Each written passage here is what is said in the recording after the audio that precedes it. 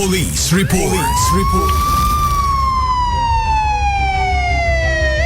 Idol Dennis, good morning and please come in.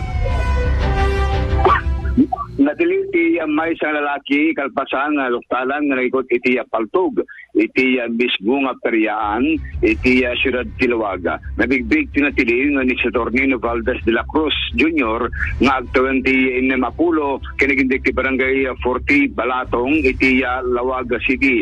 Investigasyon ti PNP at nakakita nga ti suspect ket nakasukbit iti paltog iti mismo nga sigit ng agdaw-daw-daw. Gabuti rito, impakamuda iti pulis kita responde da, ket naalaking kuha na, iti may sa caliber 30 revolver, nga daan ti upat nga pala.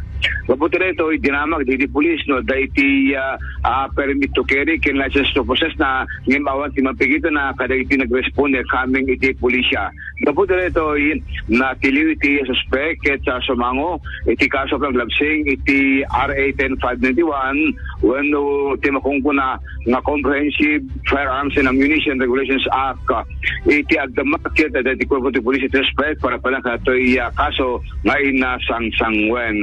Saan mat nga nabulabog iti tao iti lugar gabato pa simple iti panangkenmeg iti police iti hindi pa nagresponde bike iti tao kalakwada nga iti nakasukbit ti paltog iti dayta amusement park nga masarakan ti barangay 15 iti siyudad iti Lawaga.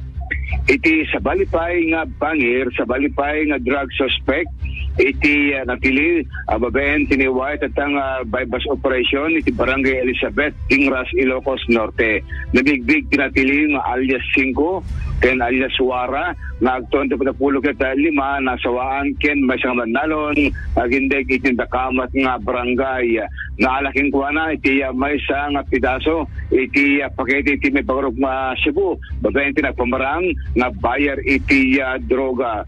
Sigon iti PNP, ti suspect at naalapay iti may isang black pouch, ken talo nga open empty small transparent sachet, folded aluminum foils, kasama rin talo nga pidaso iti packing ken duapay nga small heat shield transparent sachet nga naglaon pa dito iti may pangarap mo Cebu. Dua nga lighter ken masya nga 1,000 pesos gailing ng sar iti dito nga bypass operation agraman at cellphone ng sar iti transaksyon iti napamara nga buyer iti droga. Iti inventaryo dito ang kaming iti PNP kita mismo nga inimatangan tiyak na nakabagi iti Department of Justice kini barangay officials iti nakamat mo lugar ket umabot to 1 grams sa tinaalakin kuana ti suspect at na pamilyang nagsabinesyo sa paypay nga naiyag iti Corpo de Policia para palang iti panabilag kaso ablaglavsing iti RA 9165. Tamang palang manipot ti PNP, Idol Dennis Alitio, Tatak, IFM. IFM News.